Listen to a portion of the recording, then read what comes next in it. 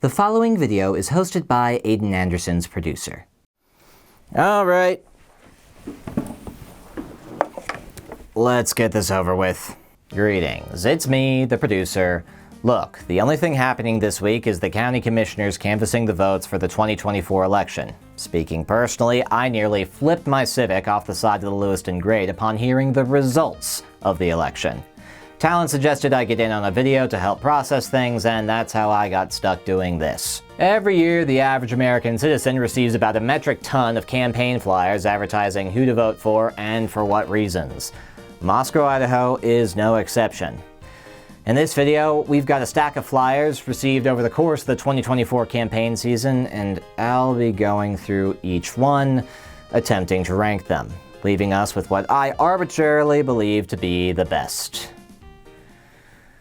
And I was told this was going to be fun.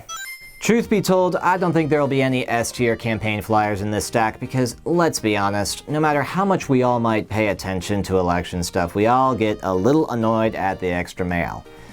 At some point, we're all more inclined to throw them away than to give them any second thought. That being said, the point of this video is to compare them to each other, not to question the effectiveness of mail flyers in a given political campaign. Let's get started. We've got a whole mix in here. Flyers from Democrats, Republicans, and a few from independent groups, but the first one here is from the Latah County Republicans. This is from earlier in the season, going by how many events are scheduled on here. Got a few issues with it already. First, the structure is all over the place. No real order to it and way too much going on. Second, there's some instruction about voting, but not really about who or what we're supposed to be voting for. Third, they got QR codes for resources, but the one for the voter guide has been covered over by some mailing strip. This is a mess, but at least we know when every single forum happens.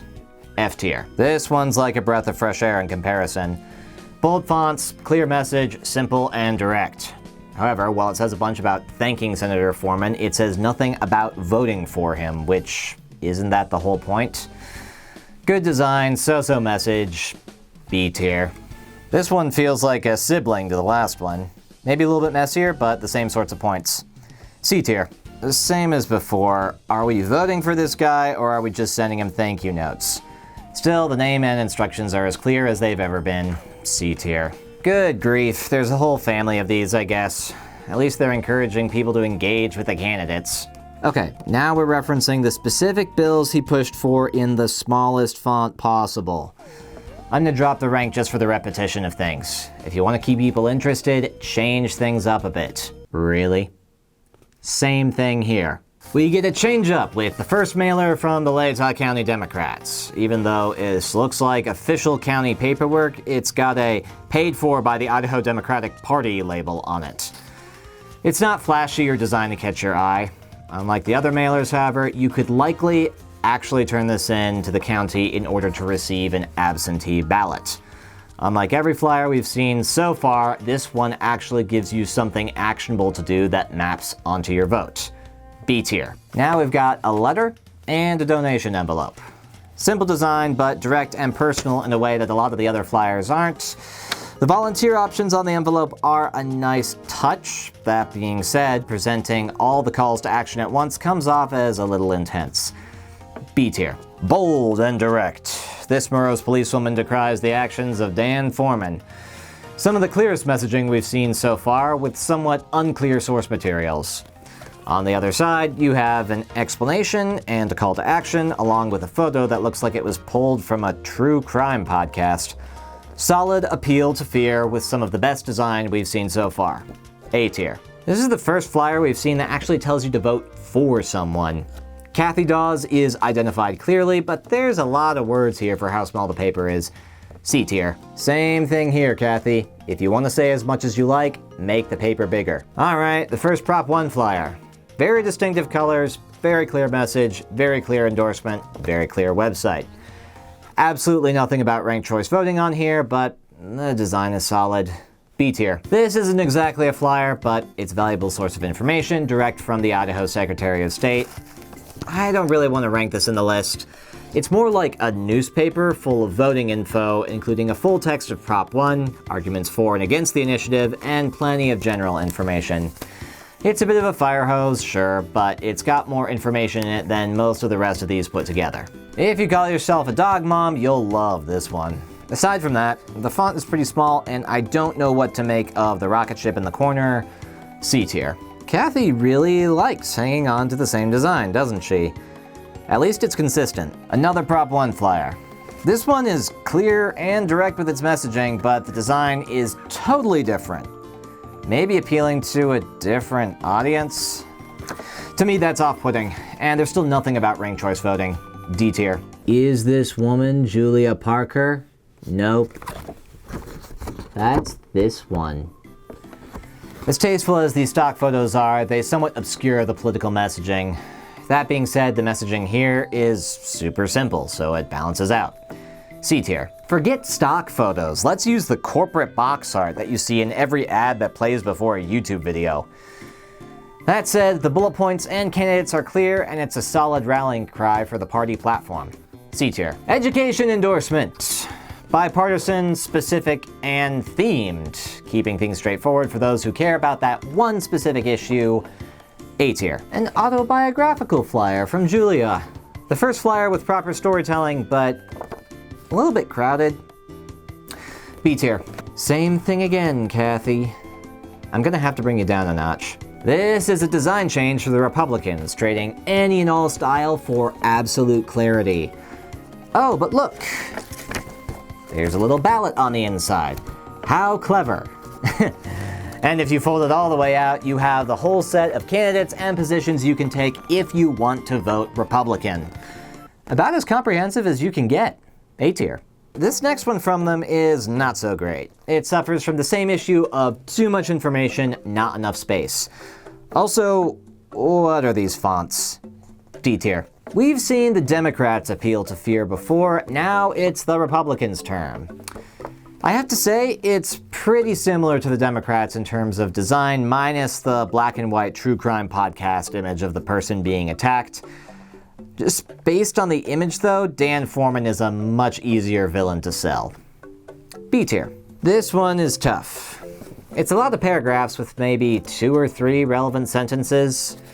The images of the stuff they want us to watch out for are small and packed together. Starting the letter with neighbor while not doing much to establish familiarity, that's not a good sign either. I'm sure if you knew the people who signed this, it would mean more, but it's not a very convincing setup. It's more unique than some of the others, but that's about it. D tier. Okay. I respect the desire to reach all sorts of folks with another major design change from the Prop 1 people, but it doesn't change the fact that the design change comes off as disingenuous. Especially because we've yet to see something in these flyers about the ranked choice voting part of Prop 1. At least the font is in style with the theme. And what about these folks who clearly didn't want their picture taken? C tier.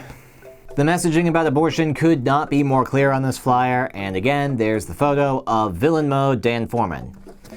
Hard to beat a bunch of newspaper headlines and bright fonts on dark backgrounds. A tier. Sometimes a simple quote and a bright photo are all you need. That being said, this one has some space for more info. This one feels like they turned up the clutter and turned down the color from the last one. At least it says to vote for her on it. Well, that's a clear message. What are we supposed to do about it? If you want to find out, you have to flip around to the other side, which has all the important voting information. Seems like a waste of space even if it's clear. C tier. This one's even worse. Maybe I just don't like the colors or the fake torn paper edges. Maybe it's the fact that the back has a vastly different color palette than the front. Maybe it's the fact that the ellipsis in the third quote turns the sentence into a weird fragment. Either way, not a fan. D tier. It seems like Kathy's campaign made one design and then left. If it's about efficiency, well done. Another design change from the Prop 1 folks. Appealing to George Washington is an interesting move, as is the whole "we the people" lingo. The quote they use is a bit sketchy, but then what experience did Washington have with open primary initiatives? C tier. That is a lovely park. What does it have to do with Julia Parker? What results has she delivered on? C tier. This is much clearer. What does Julia Parker do? Boom, listed all right there. There's her face. Vote for her. B tier. Another anti-Kathy Dawes flyer. I don't mind the messaging and design, but it still contrasts with the face of an older lady. If she weren't on this ad, I wonder if it would be more effective. C tier. Okay, here's an example. The colors are less scary, but the words are serious. And it doesn't show their faces. I wonder if that actually hurts this flyer, seeing as you're accusing them of defending predators. You'd think we'd want to know what they look like so we can avoid them like the criminals that this ad makes them to be. Also, that is definitely a demon child. C tier. The only flyer from this guy that I ever received. It's very dense, and the postage covers some of it. D tier. Now we see the faces of the men responsible. We really only have the one photo of Foreman, don't we? Safe to say this one is a good bit more clear on its messaging than the last one that came out against these two. B tier. Again, we can't afford radical Kathy Dawes.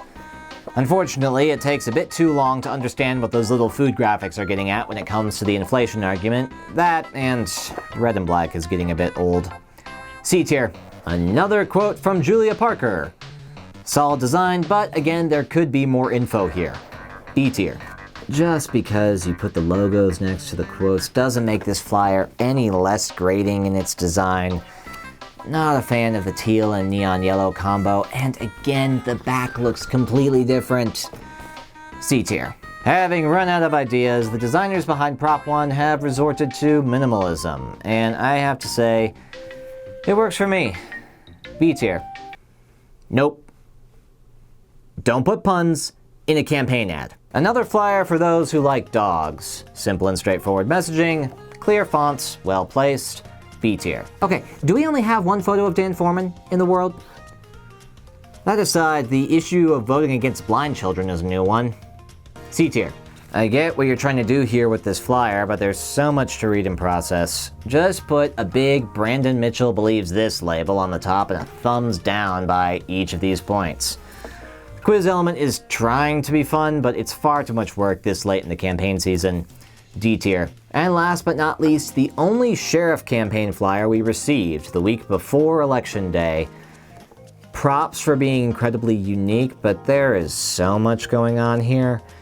The brightest yellow, the most text, the border made from the names of the town in the county, the fact that someone crossed out a section by hand on both sides and then taped a separate sticker on the bottom. You can read beneath the crossed out section. I'm not even totally sure why it was crossed out. This is some intense and audacious marketing, which I can't help but respect. That being said, final tallies. 3F, 10D, 19C, 11B, 4A, and 0S. Of the 47 flyers received, there were 6 representing independent groups, 28 representing Democrat interests, and 13 representing Republican interests. Despite this being quite the stack of mail, I'm sure it's not the only designs that got sent out. If you've got any unique campaign flyers collecting dust at home, we'd be happy to take a look at them. Of course, the election's over, so their rhetorical power is more or less spent. Frankly, I'm looking forward to seeing these all at the bottom of a recycling bin somewhere. And maybe I'll throw myself in there as well. Catch you later, all.